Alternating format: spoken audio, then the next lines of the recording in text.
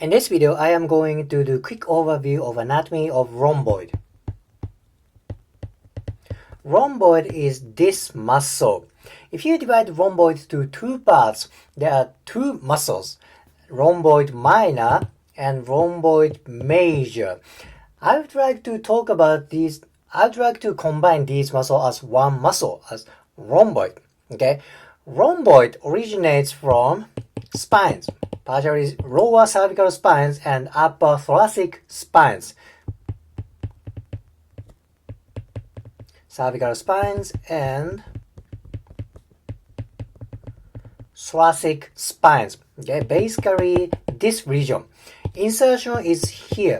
This is medial border of scapula. Okay, spines to scapula. That's simple, right? Now let me talk about function of rhomboid. There are two major functions. First one is scapular adduction. Scapular adduction. Adduction is like this way. You bring scapula towards thoracic spine. This is scapular adduction. One more function, that is this kind of rotational movement. This is downward rotation. Downward rotation. But wait a minute, this kind of rotational movement, how come rhomboid can do rotational movement? Well, thing is, direction of rhomboid is kind of diagonal, kind of going this way. Okay, it's going kind of up and medial, so diagonal vector. So this diagonal orientation brings scapula this way, upward and medial. Upward and medial, kind of a two combined direction, right? So this diagonal orientation brings scapula to downward rotation.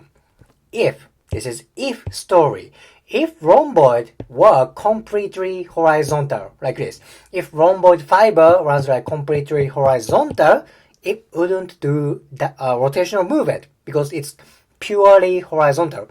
But in reality, that's not. It's diagonal. It's running like this. This orientation brings scapula to downward rotation. It's very important to know. Why is that? Why is this important? Because when you move shoulder joint, you see the partially, right? This is shoulder joint. When you want to move shoulder joint, your scapula needs to move together. Thus, if scapula doesn't move, shoulder hardly moves. So flexibility of these scapular muscles are so important. Now, when you want to do shoulder abduction, your scapula needs to go to upward rotation. What is function of rhomboid? That is downward rotation. When rhomboid contracts, that brings scapula to downward rotation. Downward rotation. If rhomboid gets tight, scapula is brought to downward rotation. Now what's going to happen for shoulder movement?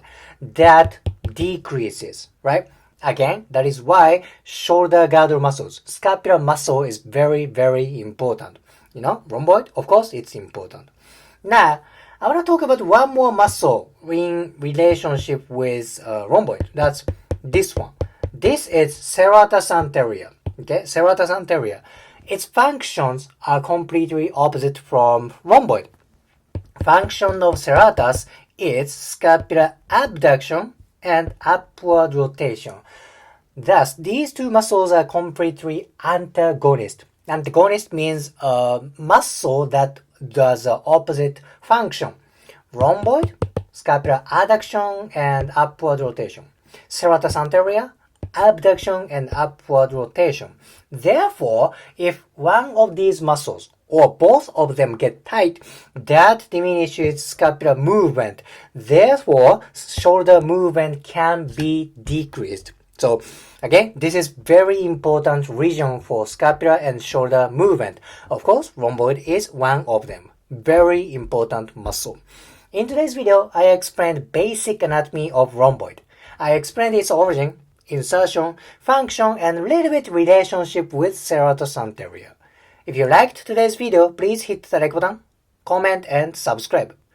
See you next video.